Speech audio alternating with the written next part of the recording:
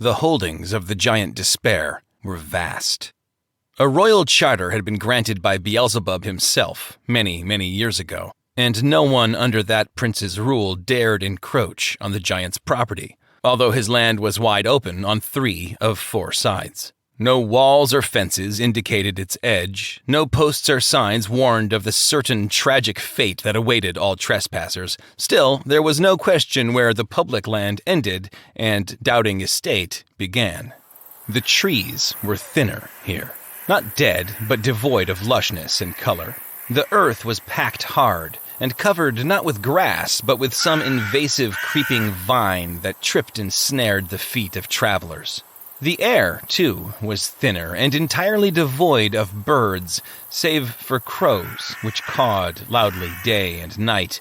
Most of all, though, a traveler could sense that he'd stumbled into the dark domain of Doubting Estate by the pervasive sense of hopelessness, which grew ever stronger the closer one came to the center of the sinister giant's plot and his home, Doubting Castle.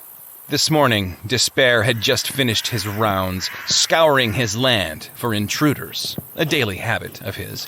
Ironically, this was the only pursuit that offered him anything akin to hope these days. The giant loved discovering foolish wayfarers who'd stumbled unawares over his borders. He loved falling upon them with a speed that belied his massive frame and snatching them up by the scruff of the neck while they kicked and fought to no avail. He loved tossing them into the cage beneath his dungeon, locking the door with a clang and siphoning away his captive's joy, then their hope, then their very will to live. But today had been fruitless in that regard. In fact, it had been nearly a month since his last catch, and a sense of urgency was weighing on the giant's mind. He walked a bit faster, passing the stag's carcass from one hand to the other, gripping it by the 8 points of one broad antler. It was a fine animal, and would easily feed 2 giants this evening. But no, it would only feed 1. This beast would never suffice. Not for the giantess Apprehension. Despair glanced down at the animal's vacant eyes and shared a brief moment of mutual dread. Something had to happen soon, or there would be no living with her.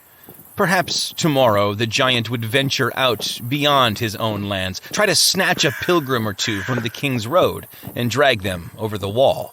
No, that would never do. The sun shone more often in that land, which invariably brought on one of the giant's fits, leaving him far more vulnerable, which would be deadly beyond the wall, where Sir Greatgrace, Mr. Greatheart, and Lady Daring were known to frequent that stretch of the narrow road where it ran along the meadow near the stile at Indolent Pass. At his best, and on his own land, the giant Despair feared facing such foes. With the advantage theirs, it would mean certain death, he had no doubt.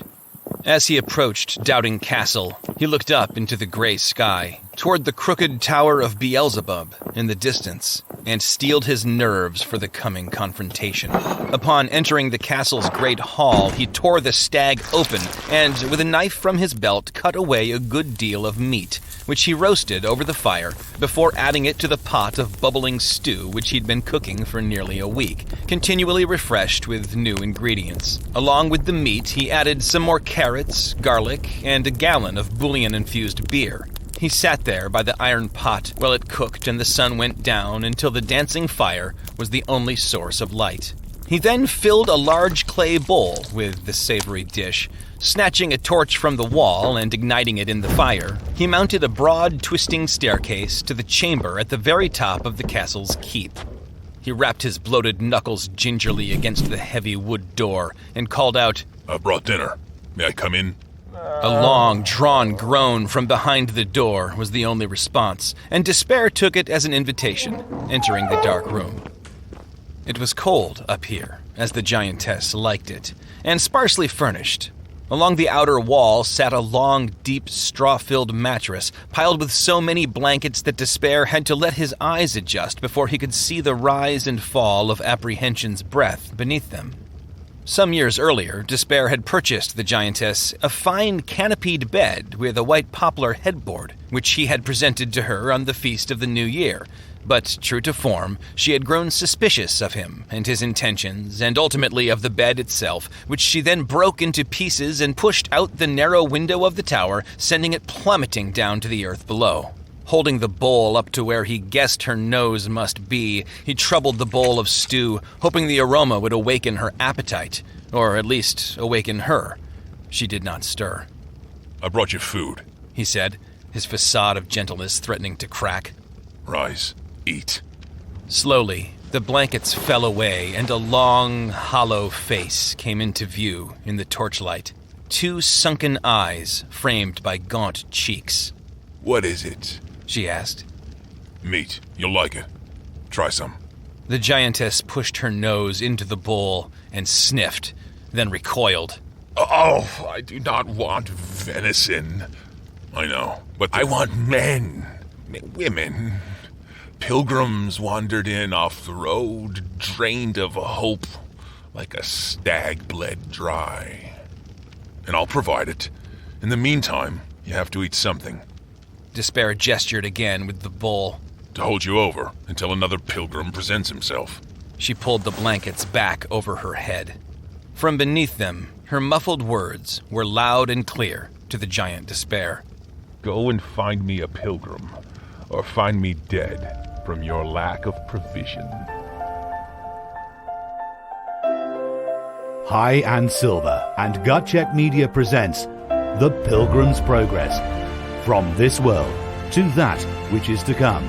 John Bunyan's timeless Christian allegory, as told by Zachary Bartels. Chapter 17, Doubting Castle. For days, life had been like a dream for Christian and Hopeful. The road continued to follow the winding river with its cool, crisp water. The fruit and leaves of the life-giving tree were always near at hand. But then, as they knew it eventually must, the two diverged, the narrow way going one way, and the river another. Unwilling to go out of the way, they each took one last long pull of the heavenly water and filled their packs with the fruit before leaving this blessed resource behind. Immediately, the ground became rough and rocky, and the pilgrims began to feel the sort of weariness they hadn't experienced in many days. Their feet became raw and blistered. And not only their souls, but their very souls were affected, and they soon grew impatient because of the way. They traveled for a full day and suffered a cold and restless night of tossing and turning along the side of the road, where they found the fruitless, leafless trees yet too green to provide a fire. Christian and Hopeful awoke to find the sky gray and the air cold. They returned thanks before eating some of their gathered fruit, which was far less appealing when not freshly picked, and began to discuss the day ahead. "It smells like rain," Hopeful observed.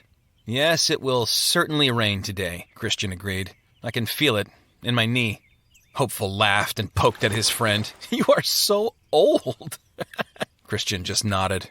"Older every day, and closer to the city each day. Today is no exception." Hopeful pushed his toe at the uneven ground beneath them. "But if it rains and these ruts fill with water, that might be... I wonder if we should perhaps wait it out. No? Just wait and see?" Christian stood and stretched.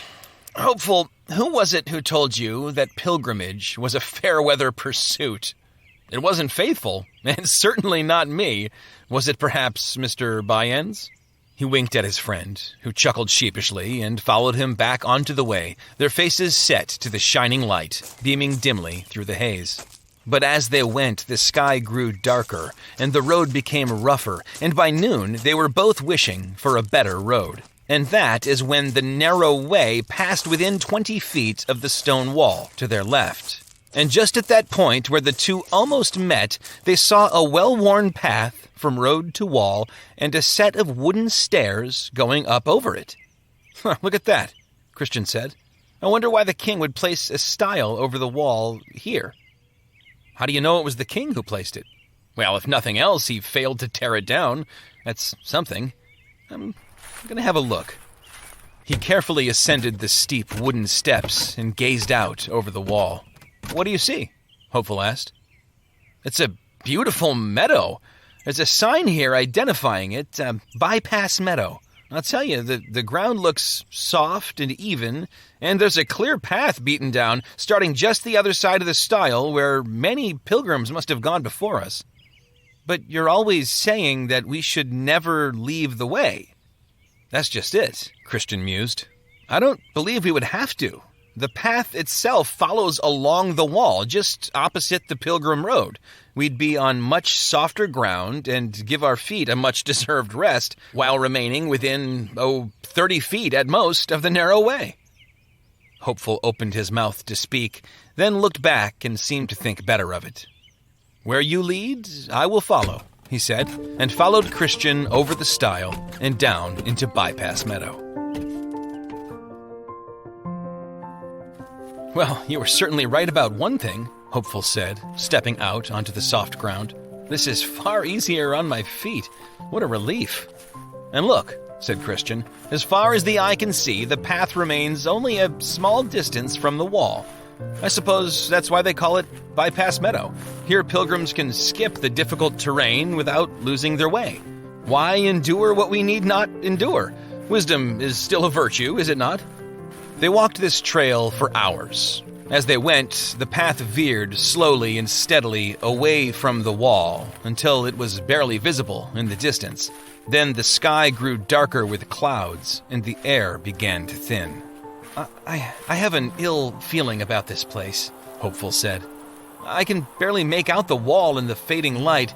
Christian, we are on unfamiliar ground, and for all we know, this path will take us straight back to the City of Destruction or some other— Look! Christian pointed to a man walking the trail ahead of them in the same direction. Oh, sir! He called out.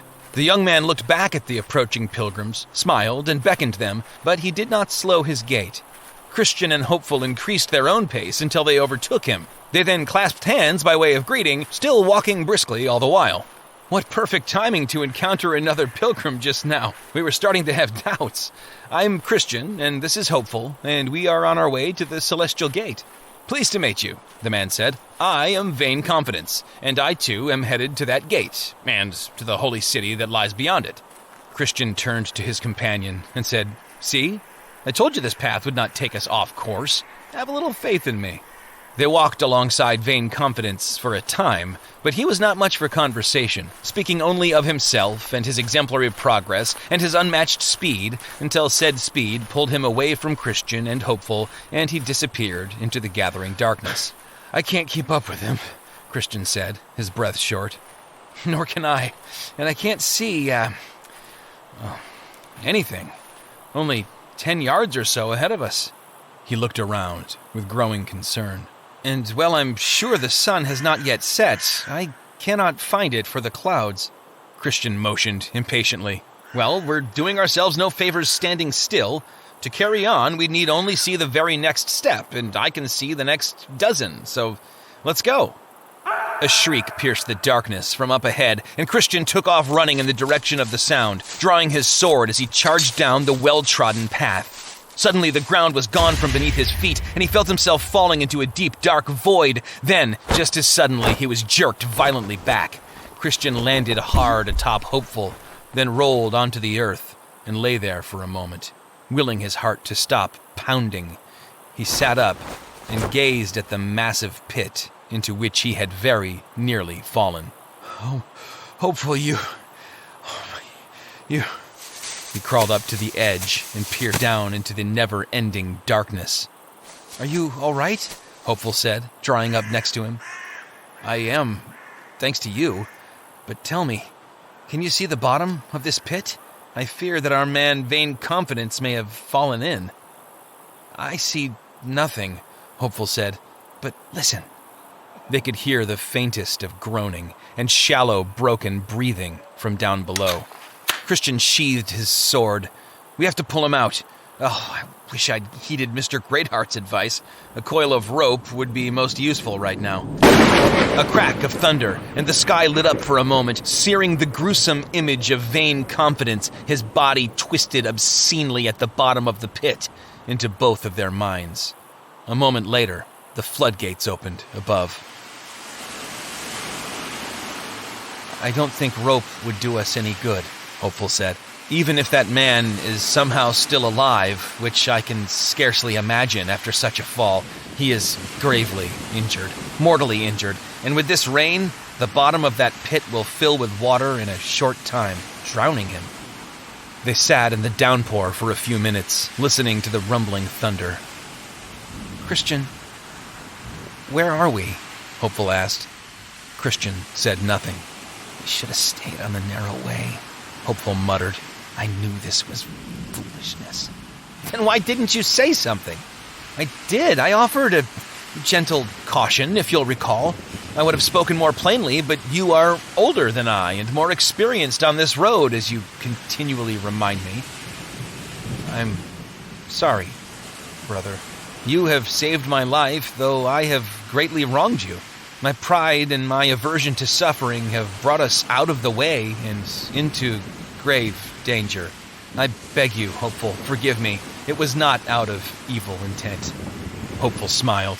I forgive you, and I believe God will work even this out for our good. Another flash of lightning, and the smile died on his lips. What's wrong? Christian asked. Did you see the size of that pit? The depth? What manner of man or engine could possibly dig something so enormous? Christian stood and took several steps back from the deadly chasm. Only a giant, he said. Aye, we are on dangerous ground, Christian. All right, let's keep our heads here. Up ahead, there may be pitfalls and man-traps aplenty, but the road behind us is safe. We've seen it, we've walked it. We could backtrack, and Hopeful shook his head. Not in this downpour. Look. He gestured at the ground beneath them, a muddy mess of battered grass and gushing channels, further obscured by the sheets of rain and the dark. Okay, Christian nodded. New plan. The wall is that way, to our right. It must be. So we travel in that direction, slow and careful, until we hit the wall. Then we follow it back to the stile and over to safety. Agreed, Hopeful said. I'll go first. No, please. This is all my fault to begin with. Let me go before you so that any tripwires or deadfalls out there will claim my life, not yours. Christian, no. Your mind is troubled, and I fear you might lead us astray yet again. This time, you follow me. Christian nodded his assent. And don't despair, my friend. Remember the words of the prophet. Let your heart be toward the highway, even the way you once went. Turn there again. Christian looked down at his shoes, soaked through and bogged down in the mud. One thing's for sure. It is easier going out of the way when we are in than going in when we are out. Let's get moving while we still can. They traveled with all care, but the terrain tended downward and the water rose up, and it crossed Christian's mind more than once that they both might be drowned before they ever saw the narrow way again. Still, they pressed on, persistently, choosing every step with care. By the time they reached the high stone wall, night had truly fallen, and the darkness had thickened all around them. I can't go on, Hopeful said, resting his hands on his knees. The water was nearly up to their waists now, and it was clear to both men that a second leg of this journey was out of the question tonight. Nor I, Christian said. So, what are we waiting for? Give me a boost. Hopeful cradled his friend's foot and lifted him up along the wall, high as he could, but the slick stone offered no traction, and Christian slid right back down, falling once again in the muck. As he stood, dripping wet, he began to shiver. I'll try again, he said. Just a minute. Let me catch my breath. You'll catch your death, Hopeful amended. This is no good. We can't get back tonight. We need to find somewhere dry to ride out this storm. Looking up to the heavens with hands held high, Hopeful cried out, Oh Lord, deliver us! Point us to the way of life! Just then, a crooked bolt of lightning connected with the top of a nearby hill, filling the air with a heavy chemical odor. There, Hopeful said, high ground. We'll find no standing water there. I'll fashion a shelter, a lean-to of some kind, some measure of protection from the elements. It's our best chance. Abandoning caution, he fairly dragged Christian the 200 yards to the top of the hill, where In another flash of lightning, they saw a modest stone building, still and dark inside. Hopeful tried the door, expecting it to be locked. It swung open. The first thing that hit him was the smell of clean straw, followed immediately by a most welcome warmth. Hopeful shut the door and felt around in the darkness until he discovered the heap of dry straw where he helped Christian lie down. And after another moment of searching, he found several incredibly large saddle blankets. He spread 3 of them over his companion and, lying down next to him, wrapped himself in the 4th. And there, despite the pounding rain and the crashing thunder, the 2 of them immediately fell asleep.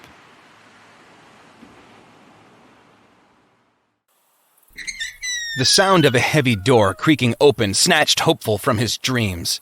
He opened his eyes only to be blinded by the dull gray daylight shining into their shelter around the massive silhouette of a giant, a nightmarish image coming more into focus with every passing second. Hopeful remained perfectly still, trying to melt down into the pile of straw beneath him. As his eyes warmed to the light, he sensed Christian beside him, shrinking back beneath the blankets. Neither of them so much as breathed. The giant entered the building, and only then did Hopeful notice just how high the roof was. The doorway must have been 10 feet tall, and still the giant had to duck his head on the way in.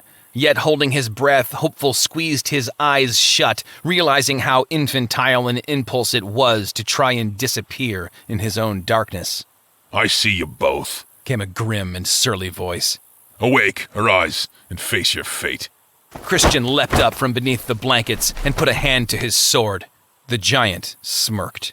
You'd kill me here, within my own walls. What sort of miscreants are you?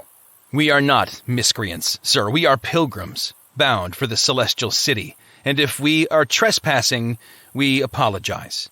There was a great storm last night, and we got turned around. We very nearly died before we found your storehouse here. You still might. Hopeful stood at Christian's side, craning his neck up to meet the giant's malicious glare. He could sense that he and Christian were thinking the same thing. If they would have any prayer of defeating this monster, it would have to be in here. The walls were tall but narrow, and the space was tight. Plenty of room for the pilgrims to maneuver, but the giant would find himself bumping, crashing, and tripping in this confined space. Hopeful glanced at his brother pilgrim. Well? The giant demanded. If you are honorable pilgrims, as you say, you will want to face the consequences of your crimes with honor. No? You have trampled in my grounds, made your bed on my land, and now you must go with me.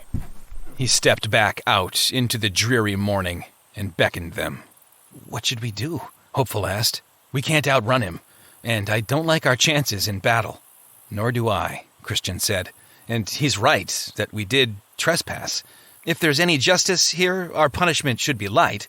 After all, we meant no harm. Come out now, the giant growled, or I'll bring the roof down on your heads. Before we do, Christian called, tell us your name. I am Despair, Beelzebub's champion and rightful owner of Doubtful Estate, where you now transgress. The 2 pilgrims came out, shoulder to shoulder, through the massive doorway. I'm not going to take your blade, Despair said. But if you draw it on me, I'll force-feed it to you. We clear? Christian nodded. Where are you taking us, sir? Look, yonder, he said, pointing to a crooked bulwark rising up above the horizon in the distance. That's Doubting Castle, and that's where you meet your fate. The 2 pilgrims trudged along, the giant on their heels. He continually jabbed at them, cajoling them to move faster, but the closer they got to the castle, the slower they walked. A sense of despondency weighed on them so heavily that both checked to see if their burdens had reappeared.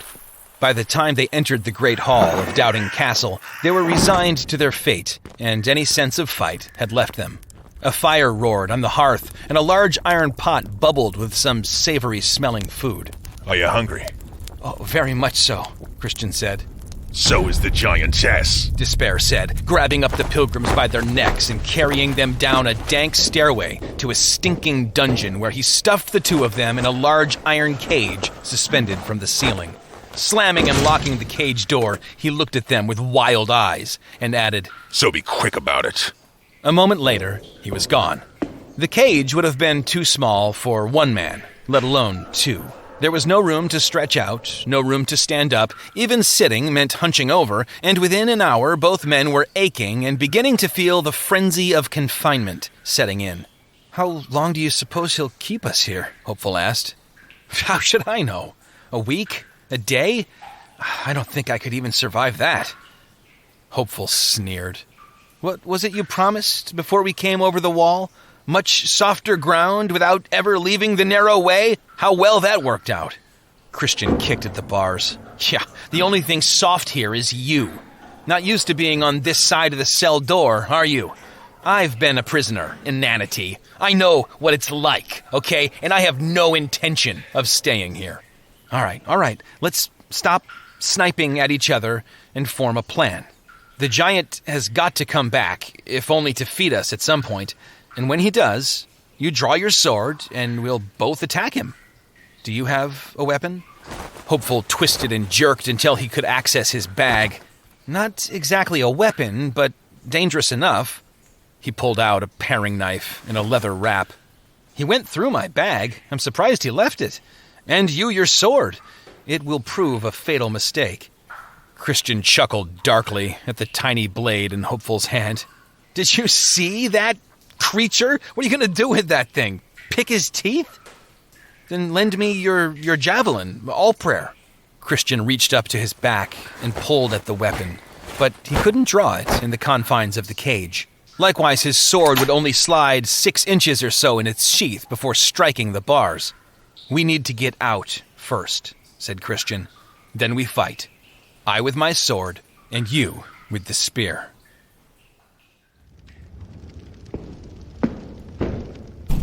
Despair knocked lightly on the giantess's door.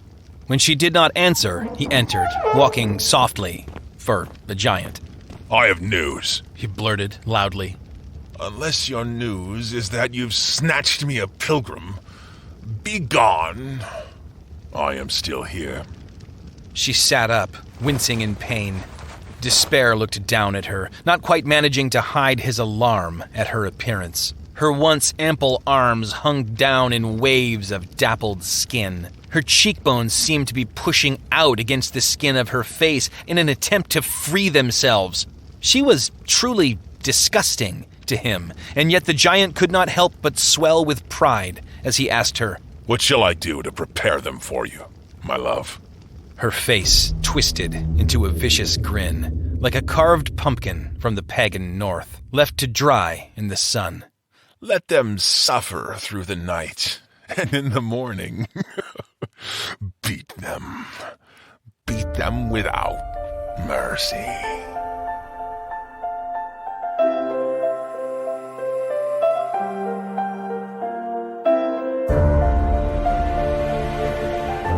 Thanks for listening. To support this program and for additional content and perks, visit patreon.com/pilgrimsprogress and or take 2 minutes to leave an honest review wherever you get your podcasts. The Pilgrim's Progress, From This World to That Which Is to Come, adapted by Zachary Bartels from John Bunyan's classic manuscript. This text, copyright 2022, Zachary Bartels. This recording, copyright 2022, High and Silver, all rights reserved. Produced by Brad Atchison and Zachary Bartels. Other sound effects and music licensed from Pond 5 and Audio Micro. For more engaging audio fiction, visit www.zacharybartels.com/audio.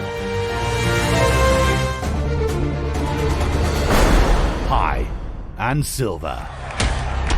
Gut.